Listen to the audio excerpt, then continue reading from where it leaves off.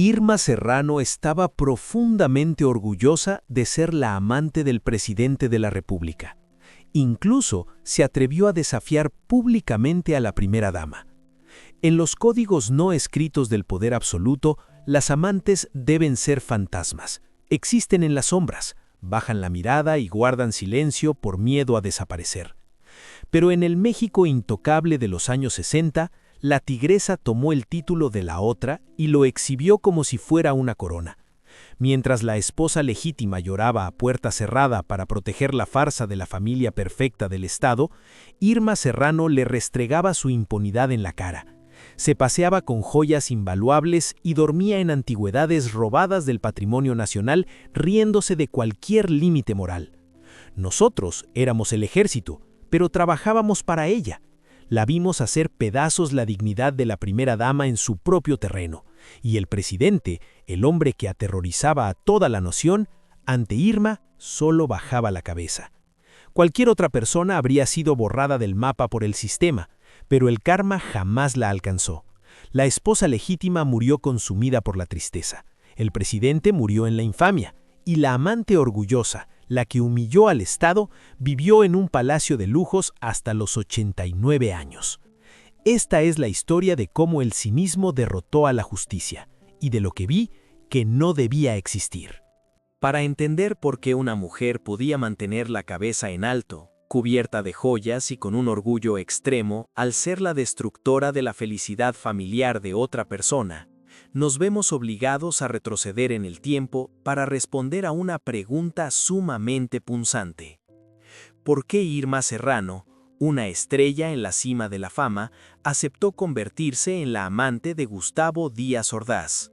Y, a la inversa, ¿por qué un presidente, cuya apariencia física era siempre motivo de burla para todo el país, pudo hacer que la belleza más deslumbrante y arrogante de la época subiera voluntariamente a su cama?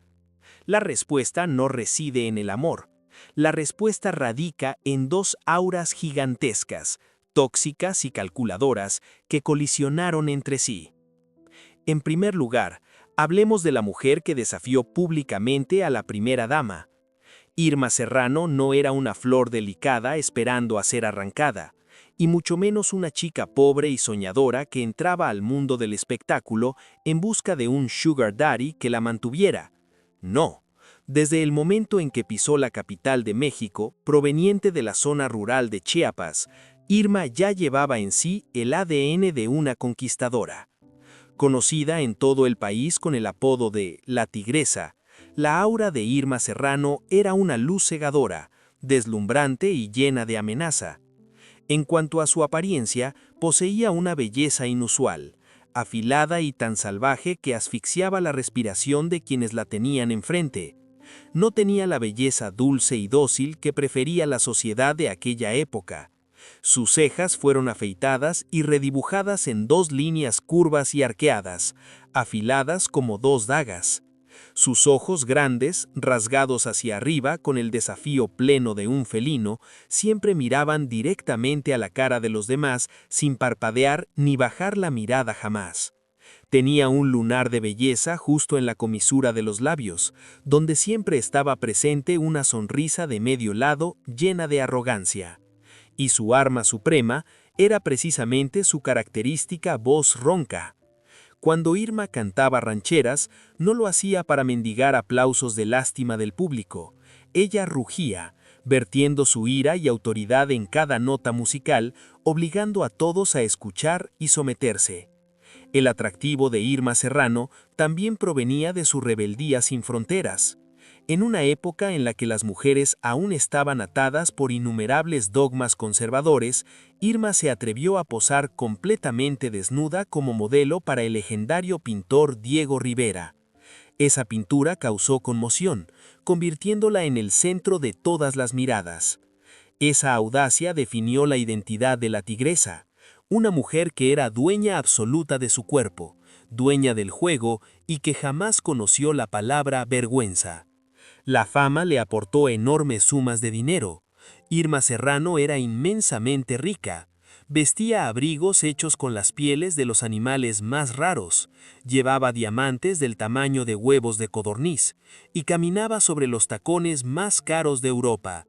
En la industria del entretenimiento, una picadora de carne donde las actrices jóvenes solían ser tratadas por productores y directores como juguetes sexuales a cambio de papeles, Irma le dio la vuelta al tablero por completo. Convirtió a los hombres poderosos en sus juguetes. El historial amoroso de la tigresa era una larga lista de magnates petroleros, políticos de alto nivel y multimillonarios postrados a sus pies. Irma no necesitaba su dinero, necesitaba su sumisión. Los utilizaba para abrirse campo en su carrera, exprimía su valor y luego los echaba a la calle fríamente cuando ya se había aburrido. Para una mujer que ya tenía en sus manos belleza, dinero, fama y la costumbre de pisotear a los hombres como Irma Serrano, un hombre común, por muy rico que fuera, no era capaz de retenerla. Necesitaba algo mucho más grande. Necesitaba una cima de la montaña que nadie hubiera conquistado. Y fue entonces cuando Gustavo Díaz Ordaz entró en su mira. Al observar las fotografías de archivo del presidente Gustavo Díaz Ordaz, uno se enfrenta de inmediato a una paradoja incomprensible. ¿Por qué un hombre tan patéticamente feo estaba siempre rodeado de las mujeres más hermosas del país? Sin embargo, fueron precisamente esa fealdad y ese complejo de inferioridad el combustible para que Díaz Ordaz forjara el arma suprema de su vida, el poder absoluto. Henry Kissinger dijo una vez una frase famosa: el poder es el afrodisíaco más fuerte, y no hay una demostración más perfecta que Gustavo Díaz Ordaz. El atractivo del presidente residía en su capacidad para controlar el destino de millones de personas con solo levantar una mano. Era un hombre que nunca necesitaba abrir la boca para coquetear con una mujer. Bastaba con que entrara a una habitación para que la atmósfera se congelara inmediatamente de miedo. Los multimillonarios más arrogantes tenían que agachar la cabeza y los generales del ejército más curtidos también sudaban frío al enfrentarse con la mirada helada detrás de sus gafas. Para las mujeres de la élite y del mundo del espectáculo, la apariencia física de Díaz Ordaz quedaba completamente borrada por esa aura de poder. A su lado, sentían una protección absoluta frente a cualquier fuerza en el mundo. Anhelaban disfrutar de un poco del calor del trono. Anhelaban la sensación de estar por encima de millones a través de la gracia del presidente. Sin embargo, para Irma Serrano la historia tenía un significado mucho más distinto y mucho más atrevido. Cuando la tigresa se enfrentó al dictador, no se trató de la sumisión del débil ante el fuerte. Gustavo Díaz Ordaz vio en Irma un último desafío para su inmenso ego. Él, un hombre lleno de complejos sobre su apariencia, ansiaba poseer a la mujer más bella, más salvaje y más difícil de domar de México para demostrar que su poder podía quebrar cualquier orgullo. Quería encerrar a la tigresa en una jaula, pero Díaz Ordaz no sabía que él mismo también era la presa. Irma no le importaba el dinero ni la protección del presidente. Veía en él el trofeo de oro supremo para su ilustre historial amoroso. Conquistar al notorio presidente, convertir al hombre que sembraba el terror en toda la nación en un ser dócil en su cama, era un estimulante imparable para el ego de la tigresa. No quería ser una amante escondida en las sombras, quería despojarlo de su poder, ponérselo encima como un costoso abrigo de piel y pararse en la cima más alta para burlarse de todo el sistema político de México y especialmente reírse en la cara a la esposa legítima que temblaba en la residencia de Los Pinos. Esa es la razón por la que Irma Serrano nunca ocultó esta relación. La unión entre ellos fue la transacción de dos egos gigantescos, donde el poder supremo y la belleza salvaje se entrelazaron, creando el espectáculo de arrogancia más desenfrenado que la historia de México haya presenciado jamás. ¿Cómo es que dos mundos tan paralelos y opuestos lograron colisionar? El inicio del romance más prohibido y escandaloso en la historia política de México no comenzó con galanteos tradicionales ni con tímidos ramos de rosas. Comenzó con una intriga motivada por la dominación. En la élite política de aquella época, las fiestas privadas y extravagantes a puerta cerrada eran el punto de encuentro donde los altos funcionarios se mezclaban con el mundo del espectáculo. Fue en una de esas veladas exclusivas donde Gustavo Díaz Ordaz, un hombre acostumbrado a que el mundo bajara la cabeza ante su presencia, cruzó su mirada por primera vez con Irma Serrano. A diferencia de las jóvenes actrices que solían temblar e intimidarse ante el aura gélida del presidente, la tigresa le sostuvo la mirada. No parpadeó, no bajó el tono de su voz, y la sonrisa de medio lado que se dibujó en sus labios parecía enviarle un desafío directo. Para un dictador atrapado en la soledad y la paranoia del poder absoluto como Díaz Ordaz, esa insolencia fue un veneno embriagador. Quedó obsesionado de inmediato. Décadas más tarde, cuando el régimen había cambiado y los secretos de Estado dejaron de ser letales, Irma Serrano desnudó la anatomía de este romance en su explosiva autobiografía A calzón amarrado. En las páginas de su libro, Irma se negó categóricamente a pintarse como una víctima coaccionada por el poder. Al contrario, dedicó palabras desconcertantes y contradictorias para describir al hombre que el resto del país consideraba un monstruo. Sí lo quise mucho. Él me quería mucho, me consentía mucho. Nunca me prohibió nada, escribió en sus memorias. Para ella el verdugo de la nación era un amante cálido, un hombre que parecía despojarse de su armadura de hierro únicamente cuando cruzaba el umbral de su alcoba. Admitió con una franqueza cínica que el poder absoluto que él emanaba fue el afrodisíaco más poderoso que la cautivó. Sin embargo, el presidente de la República no podía darse el lujo de tomar de la mano a una vedette para pasear por las avenidas de la capital o cenar en restaurantes de lujo. Su romance estaba condenado a existir en una dimensión paralela, un inframundo diseñado exclusivamente para ocultar los pecados de la presidencia. Así, la ostentosa mansión de Irma, ubicada en la exclusiva zona de El Pedregal, se transformó en la segunda residencia presidencial. Un reino de sombras donde Díaz Ordaz se quitaba el peso del país de los hombros para convertirse simplemente en un hombre enamorado. Sus encuentros clandestinos se ejecutaban con la precisión de una operación militar de alto nivel. A altas horas de la madrugada, cuando la ciudad dormía, una caravana de autos Ford Galaxy negros sin placas de circulación se deslizaba en silencio por las calles vacías. Los elementos del Estado Mayor Presidencial, los soldados más letales y elitistas de la nación, eran degradados a simples vigías, encargados de bloquear las calles, desviar miradas curiosas y abrirle la puerta al presidente para que entrara en la guarida de la tigresa. En el interior de esa casa no había políticas represivas ni estudiantes protestando. Solo había humo de puro, coñac de importación y las caricias de la mujer más indomable de México. Pero para retener a una mujer con un ego monumental y con una fortuna propia como Irma Serrano, las palabras dulces eran insuficientes. Díaz Ordaz sabía que ella no buscaba a un proveedor económico, buscaba a un adorador. Y el presidente demostró su devoción entregándole a su amante obsequios de una magnitud demencial, regalos que ni siquiera los hombres más ricos del mundo podrían comprar con dinero. Dado que él era la encarnación misma del Estado, sus ofrendas fueron extraídas directamente del patrimonio histórico de la nación. Irma Serrano presumió abiertamente, tanto en la prensa de la época como en su libro, que su mansión estaba decorada con antigüedades invaluables. El obsequio más grotesco y cínico de todos fue una imponente cama de caoba, exquisitamente tallada y forrada en terciopelo carmesí. No era un mueble importado de Europa, era la cama original de la emperatriz Carlota, la última soberana del Imperio Mexicano. El presidente utilizó su investidura para sustraer en secreto este tesoro invaluable del histórico castillo de Chapultepec, solo para colocarlo en el centro de la recámara de su amante. Irma no solo se acostaba con el dueño de México, sino que literalmente dormía sobre la historia del país. A la cama se sumaron pianos antiguos que pertenecieron a Maximiliano, obras de arte invaluables y deslumbrantes joyas de diamantes, todo financiado con fondos gubernamentales que jamás serían auditados.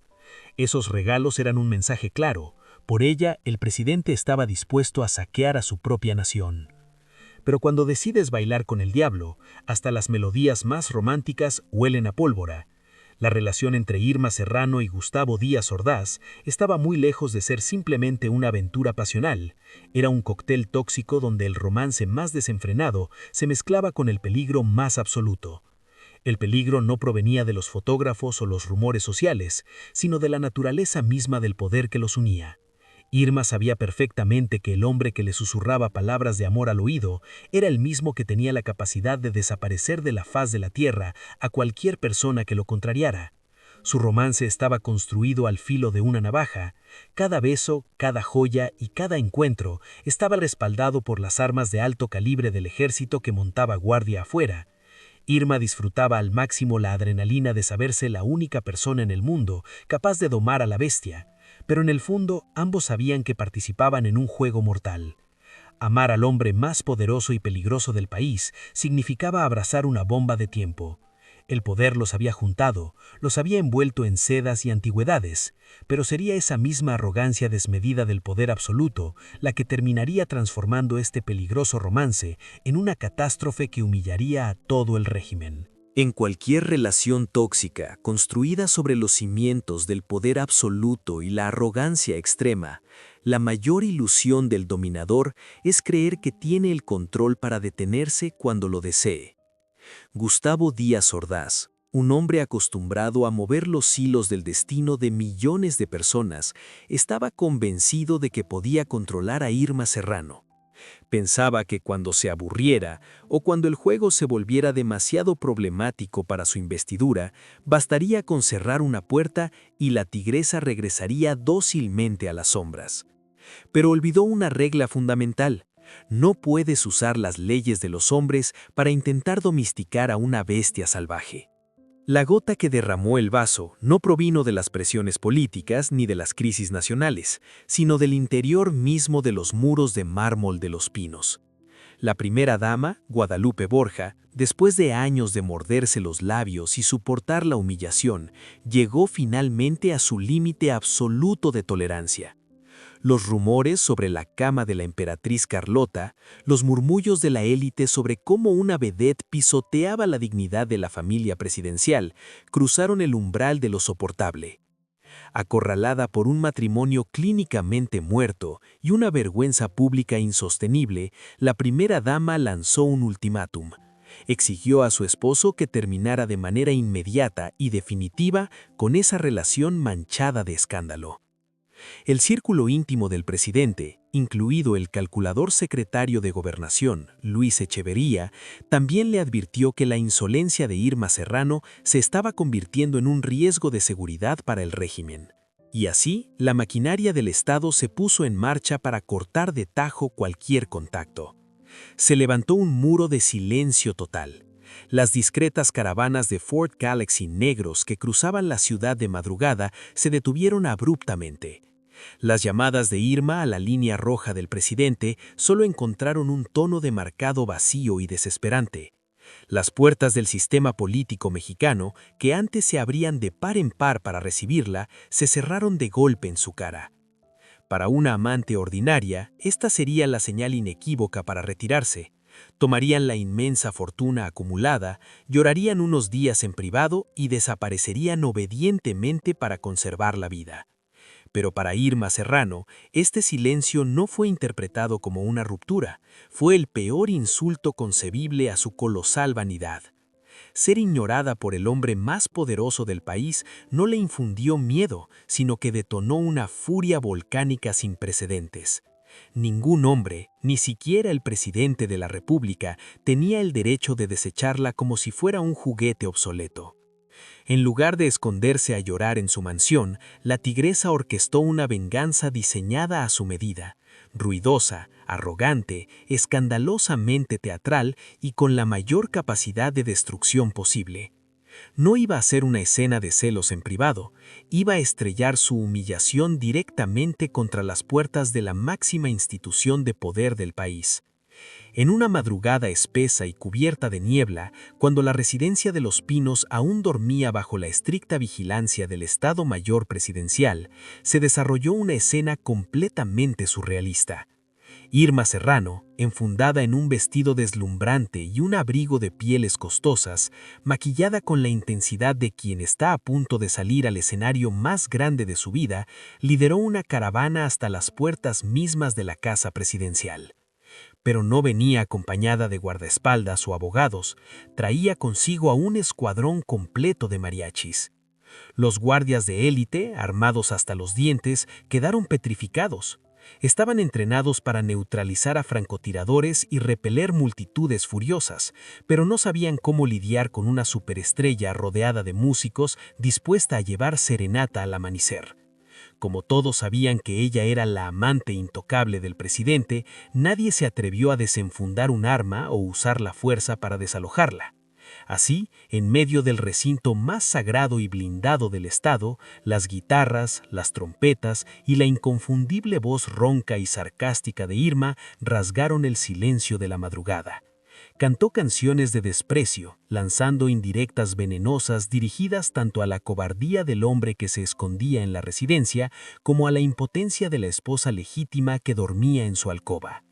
Fue una humillación de escala nacional. La primera dama, Guadalupe Borja, sufrió un colapso nervioso en el interior. Mientras tanto, Gustavo Díaz Ordaz, el temido tirano de hierro, enrojeció de furia. Consciente de que si no intervenía, esta amante desquiciada despertaría a toda la capital y convertiría su sexenio en un circo barato. Se vio obligado a ordenar a su equipo de seguridad que abrieran las puertas y escoltara a Irma a una habitación privada para callarla. Pero cuando la puerta se cerró detrás de ellos, dejando a los dos monstruos a solas, la situación se salió de cualquier proporción imaginable. Díaz Ordaz, envuelto en la furia ciega de un jefe de Estado que acababa de ser humillado en su propia casa, levantó la voz.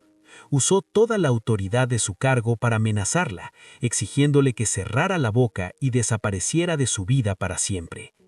Creía firmemente que su aterradora arilla la haría temblar y caer de rodillas. Se equivocó por completo. Irma no parpadeó. De pie frente al hombre que hacía temblar a toda la nación, ella no vio a un presidente, solo vio a un cobarde tratando de limpiar su desastre. El clímax de los gritos desembocó en un instante que la historia de México solo se atreve a contar en susurros. Irma Serrano levantó la mano y le asestó una bofetada brutal en pleno rostro al presidente de la República. Ese golpe no simplemente fue el estallido de celos de una mujer enfurecida, fue un asalto físico, violento y directo contra la máxima autoridad institucional del país. La bofetada fue de tal magnitud que, según recogen múltiples crónicas históricas y testimonios de allegados en años posteriores, le desprendió la retina a Díaz Ordaz, haciéndolo tambalear y llevarse las manos al rostro deformado. En esa fracción de segundo, el tiempo se congeló. El aire en la habitación se volvió espeso, con olor a muerte inminente. El sonido frío del metal chocando rompió el silencio. Los guardias del Estado Mayor Presidencial, sombras perpetuas que custodiaban el exterior, irrumpieron en la sala, desenfundaron sus armas y cortaron cartucho. Docenas de cañones negros apuntaron directamente a la cabeza de Irma. Bajo las leyes no escritas y el Código Penal, agredir físicamente al comandante supremo era traición a la patria. Un solo movimiento de cabeza del presidente, un leve asentimiento, bastaría para que una ráfaga de balas acabara con la vida de la tigresa en ese mismo instante.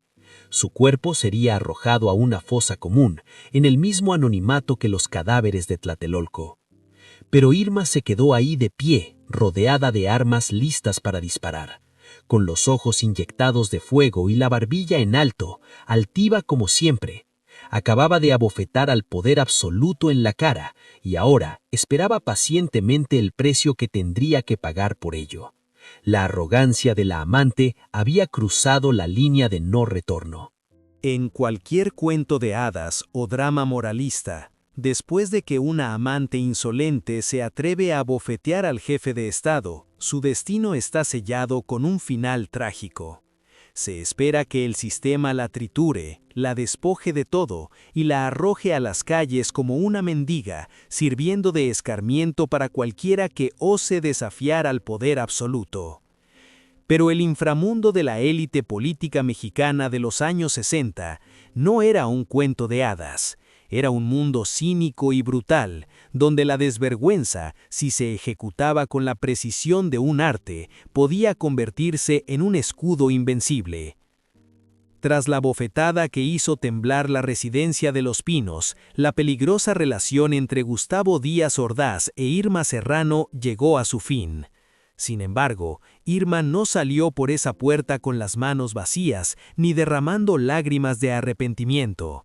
Salió con la postura de un conquistador que acaba de saquear el tesoro de toda una dinastía.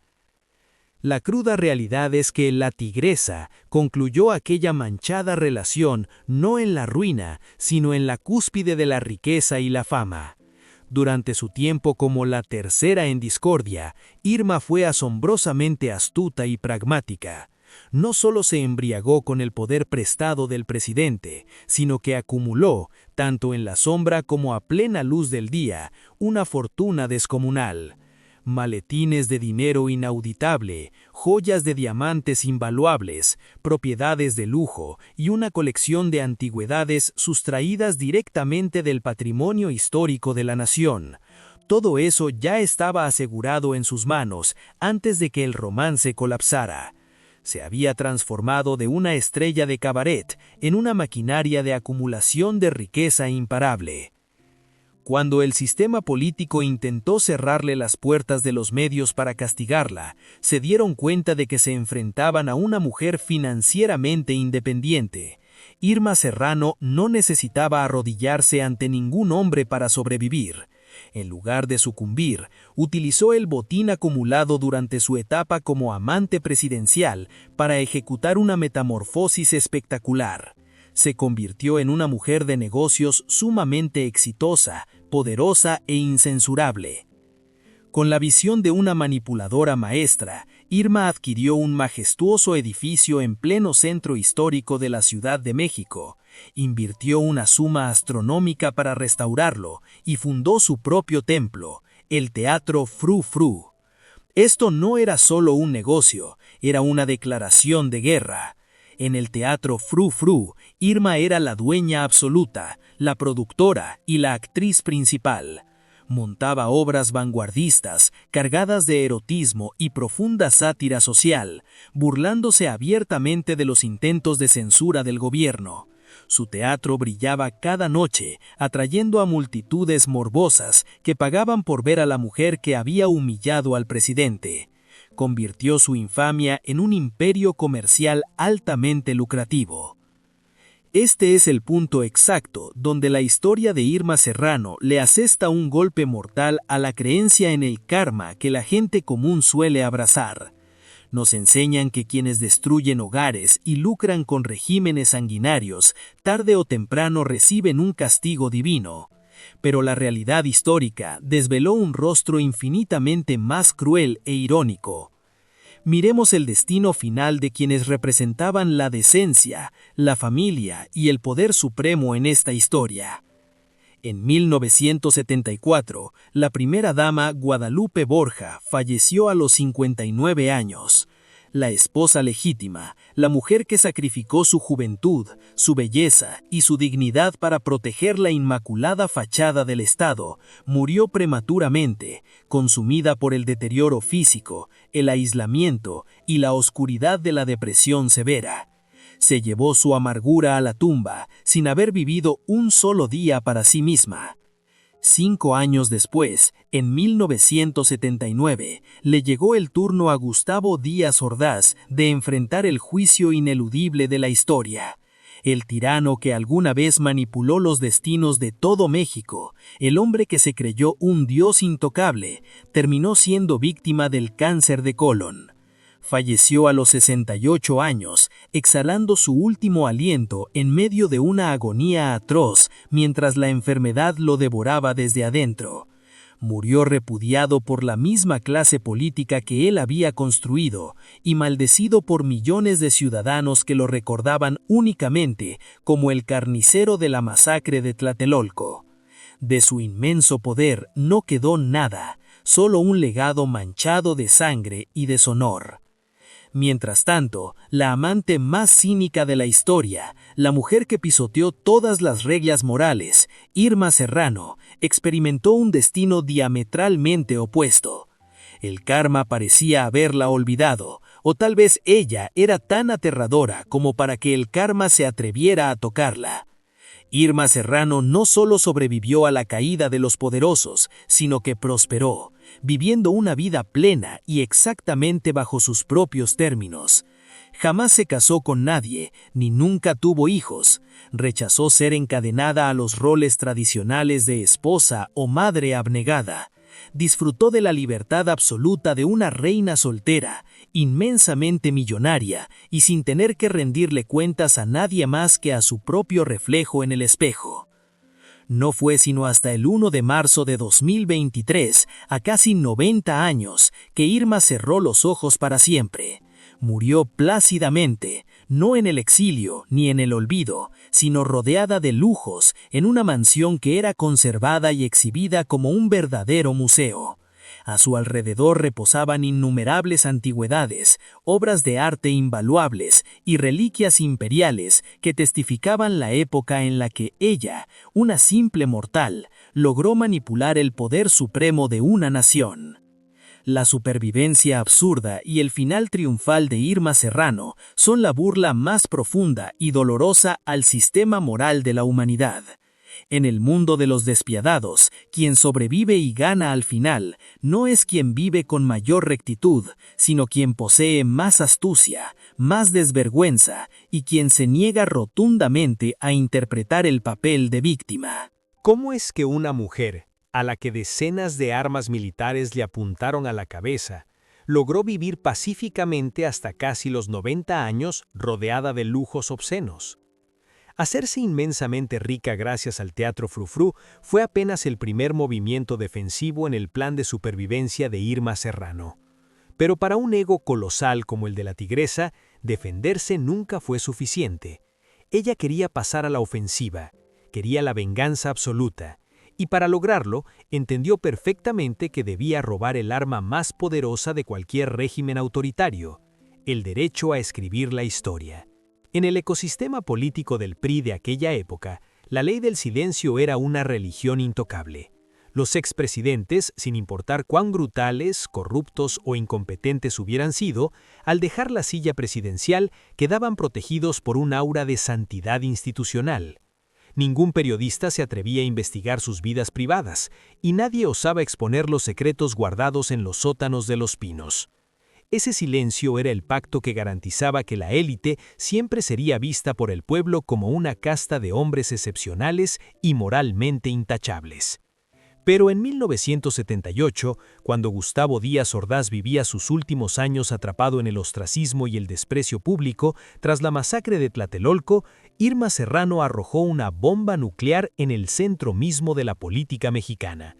Publicó su autobiografía titulada A Calzón Amarrado. En aquel momento, que una examante escribiera un libro detallando los trapos sucios de un expresidente era un acto suicida. Desafiando las amenazas veladas y el terror de las editoriales, Irma arrastró toda la oscuridad del régimen hacia la luz pública. En las páginas de su libro, no tuvo reparos en describir minuciosamente los encuentros clandestinos de madrugada, los regalos exorbitantes financiados por el erario, y muy especialmente el robo descarado de la cama de la emperatriz Carlota. Pero lo más devastador fue que relató, con un orgullo punzante, el momento exacto en el que le asestó una bofetada en el rostro al hombre más temido de México. El impacto del libro fue un terremoto de escala nacional. Irma Serrano le arrebató al expresidente lo último que le quedaba, la dignidad imponente del dictador. A los ojos del público, Díaz Ordaz ya no era solo un tirano sanguinario. A través de la narrativa de Irma, fue reducido a un hombre patético, ridículo, cegado por la lujuria, que saqueaba el patrimonio nacional para mendigar la atención de una vedette y que terminaba siendo abofeteado por ella sin tener el valor de hacer absolutamente nada. Al exponer la verdad cruda, Irma se coronó a sí misma como la narradora oficial de la historia. Convirtió al individuo que podía desaparecer a sus enemigos con una llamada en un simple y patético personaje secundario dentro de las brillantes memorias de su propia vida. Pero la burla del destino y la inversión moral no se detuvieron en las páginas de un libro. El clímax del cinismo, la bofetada final contra el sistema político mexicano, tuvo lugar en la década de los 90. Irma Serrano, la mujer que había sido censurada por el Estado, la que era considerada la mancha más vergonzosa y el secreto más sucio de la presidencia, decidió que burlarse de los políticos desde su teatro ya no era suficiente. Quería convertirse en uno de ellos. Decidió dar el salto a la política y postularse para el Senado. La élite política de México soltó carcajadas ante la idea. Lo consideraron el circo mediático de una vieja artista excéntrica buscando atención. ¿Cómo era posible que una examante que protagonizaba obras de alto contenido erótico en el Teatro Frufru pretendiera ocupar un escaño en el Senado de la República, el recinto donde se redactaban las leyes sagradas de la nación? Pero Irma Serrano ganó. Desde 1994 hasta el año 2000, ocupó formalmente el cargo de senadora de la República en representación de su natal estado de Chiapas. Imaginemos por un momento lo surrealista de esta escena. En la solemne sede del Senado, los viejos políticos de traje gris, los mismos hombres que pertenecían a la maquinaria que años atrás ordenó desplegar tropas para proteger las infidelidades del presidente, los mismos que intentaron borrar su nombre de la sociedad, ahora tenían que ponerse de pie, agachar la cabeza y dirigirse a ella con el honorable título de senadora. Irma Serrano no cruzó las puertas del Senado usando aburridos trajes sastres. Llevó consigo la imagen intacta de la tigresa al más alto órgano legislativo del país. Entraba al recinto envuelta en abrigos extravagantes, con maquillaje dramático, joyas ostentosas y sus inconfundibles cejas puntiagudas que exudaban desafío. Se sentó allí, en medio de las curules del poder, como un recordatorio viviente y palpitante de la inmensa hipocresía del sistema político. Su presencia en el Senado era la ironía perfecta. Si un sistema político estaba tan podrido como para usar al ejército para ocultar aventuras extramaritales y robar reliquias nacionales para regalarlas, entonces ese sistema merecía absolutamente ser legislado por la misma amante que ellos mismos habían encumbrado. Durante su periodo como senadora, Irma no fue una figura dócil. Siguió generando tormentas con sus declaraciones crudas sin mostrar el menor respeto por las facciones políticas tradicionales. Utilizó su fuero constitucional, la inmunidad que le otorgaba su cargo, para asegurar de manera definitiva que ningún poder terreno pudiera tocar su fortuna ni su libertad. Había utilizado las propias reglas de la élite para derrotarlos en su propio terreno. Esta brutal inversión de los papeles es la prueba más fehaciente de por qué Irma Serrano pudo terminar sus días en la absoluta opulencia y tranquilidad. Ella no se sentó a esperar el perdón o la veredicto de la historia. Ella tomó la pluma y la reescribió. No huyó del poder, lo absorbió. Su vida entera es una demostración de una verdad muy amarga sobre el mundo del poder. Cuando te enfrentas a un sistema carente de moral, el cinismo absoluto es la única arma que garantiza la victoria. La que alguna vez fue el fanto ocultado en la alcoba presidencial, terminó convirtiéndose en legisladora a plena luz del día, usando toda la maquinaria del Estado mexicano como el pedestal definitivo para erigir su propia leyenda. Hay una verdad profundamente amarga sobre el tiempo. No es bueno ni es malo. El tiempo es simplemente una corriente despiadada que erosiona imperios, desdibuja crímenes atroces y convierte a los dictadores más temidos en un puñado de cenizas anónimas. En la gran mayoría de los casos, el tiempo actúa como la herramienta perfecta para que los sistemas políticos laven sus pecados del pasado. Sin embargo, en el caso de Irma Serrano, el tiempo se transformó en un escenario interminable diseñado exclusivamente para que ella exhibiera su impunidad absoluta, convirtiendo el resto de su vida en una burla eterna hacia el concepto mismo de la justicia. Al entrar en el ocaso de su vida, la era del autoritarismo de partido hegemónico en México había llegado a su fin. Los hombres de traje gris que alguna vez movieron los hilos de la nación estaban muertos o languidecían en el olvido. Pero Irma Serrano, no. Ella seguía allí, omnipresente, sentada en el trono de la cultura pop nacional. Las nuevas generaciones de mexicanos que crecieron a principios del siglo XXI no conocieron a la tigresa como la amante empoderada que hizo temblar la política, sino como una anciana excéntrica de maquillaje exagerado y cejas imposibles, que aparecía en programas de televisión de farándula acompañada de hombres jóvenes. El público de esa época se reía a carcajadas, la miraban a través de sus televisores, la señalaban y se mofaban de ella como si fuera una reliquia ridícula del pasado. Las revistas del corazón competían para publicar los titulares más crueles sobre sus romances otoñales. La sociedad se adjudicó el derecho de juzgar y despreciar a Irma Serrano, convencida de que su senilidad pública y el circo mediático eran finalmente el castigo kármico y tardío que el destino le había reservado. Pero se equivocaban. Una equivocación trágica a nivel nacional. El público podía reírse de las gruesas capas de maquillaje de Irma, pero eran completamente ciegos a la escalofriante verdad que se ocultaba detrás de los muros de su propiedad. Cuando se apagaban las luces de las cámaras de esos programas de televisión baratos, Irma regresaba a su mansión, una casa que no era otra cosa que un museo privado de un valor incalculable, atestado con los trofeos que ella le había arrancado al mismo sistema político que durante décadas había aplastado a esos mismos espectadores que ahora se reían de ella. ¿Y qué pasó con el máximo símbolo de su impunidad? ¿La famosa cama de caoba y terciopelo rojo de la emperatriz Carlota? Contra lo que muchos pensarían, Irma no se aferró a ese tesoro hasta el día de su muerte. En una decisión cargada de cinismo, más tarde decidió donarla de vuelta al Museo del Castillo de Chapultepec. Esa devolución no fue un acto de arrepentimiento ni de culpa, fue la burla definitiva. Al devolver la cama, le demostró a todo el país que el patrimonio histórico más sagrado de la nación había sido para ella un simple juguete temporal. Ella lo usó, lo exhibió, humilló al Estado con él, y cuando se aburrió, se lo devolvió al país con la misma frialdad con la que alguien devuelve un libro a la biblioteca. Lo más aterrador es que el sistema de justicia mexicano no tuvo el valor de allanar su casa para confiscarlo. Tuvieron que esperar impotentes hasta que la tigresa se dignara a regalarle la propiedad de vuelta a la nación. El 1 de marzo de 2023, Irma Serrano exhaló su último aliento a la edad de casi 90 años. Su muerte cerró uno de los capítulos más oscuros, fascinantes y amargos de la historia política de México. Nunca se casó y no tuvo hijos. Rechazó todas las ataduras de una familia tradicional para vivir una vida de absoluta independencia, arrogancia y libertad total. Murió plácidamente, dejando atrás un imperio material colosal y una leyenda imposible de borrar. ¿Cuál es el veredicto final de la historia para Irma Serrano? Quizás la historia no tiene el derecho de juzgarla, porque ella misma se encargó de reescribirla.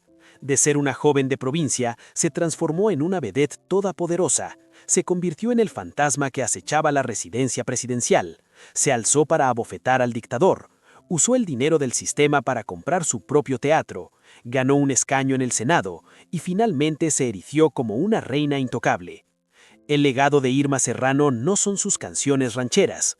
Su mayor legado es una lección sangrienta y descarnada sobre la verdadera naturaleza del poder, que la moral no es más que un frágil telón de terciopelo diseñado para cegar a las masas. Una vez que logras rasgar ese telón y entras a la habitación oscura de la verdad, descubres que no hay castigos divinos esperando caer del cielo. Ahí adentro solo existen los que son triturados por la maquinaria y los que tienen la suficiente astucia para devorarse al sistema entero. Irma Serrano eligió ser de las segundas y ganó la partida. Hoy en día, la Residencia de los Pinos ha abierto sus puertas al público, convertida en un espacio cultural inofensivo. Los pasillos de mármol que alguna vez apestaron a humo de puro y donde se dictaron sentencias de vida o muerte, hoy solo escuchan los pasos curiosos de los turistas.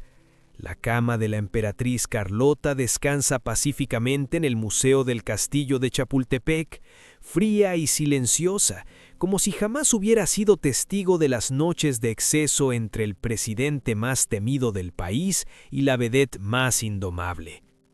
Pero la verdadera historia de una nación nunca se encuentra en las placas descriptivas de los museos ni en las actas oficiales del gobierno. La verdadera historia siempre se escribe en la oscuridad, detrás de puertas insonorizadas, y es custodiada por hombres armados que no tienen rostro. No estamos aquí para jugar a ser jueces morales, no dictamos sentencias sobre si Irma Serrano fue un demonio despiadado o un ícono retorcido de supervivencia. Ella fue, simplemente, el espejo perfecto que reflejó la putrefacción extrema de un sistema y utilizó esa misma podredumbre para forjar su propia corona. En un mundo gobernado por monstruos de sangre fría, Irma Serrano sencillamente se negó a interpretar el papel de la presa. Los archivos oficiales del Estado mexicano jamás registrarán la bofetada que le desprendió la retina al presidente, nunca documentarán el eco burlón de los mariachis rasgando la niebla de la madrugada, porque el poder absoluto siempre sabe cómo comprar el silencio. Sin embargo, el peso de ese silencio jamás puede ser enterrado por completo. Se filtra a través del tiempo, transmitiéndose de generación en generación, convertido en un susurro perpetuo que sigue atormentando a la élite hasta el día de hoy. Si el silencio tuviera un precio, y si ese precio fuera la supervivencia absoluta y una vida de realeza, ¿estarías dispuesto a vender tu moralidad para convertirte en el ganador definitivo como la tigresa? ¿O elegirías aferrarte a tus principios sabiendo que la maquinaria de la historia te trituraría hasta convertirte en polvo? Déjame tu perspectiva en la caja de comentarios, y si tienes el valor para seguir abriendo los expedientes prohibidos y cuestionar las verdades que el poder ha intentado enterrar, suscríbete al canal. Nos vemos en la próxima investigación, allí donde las sombras nunca duermen.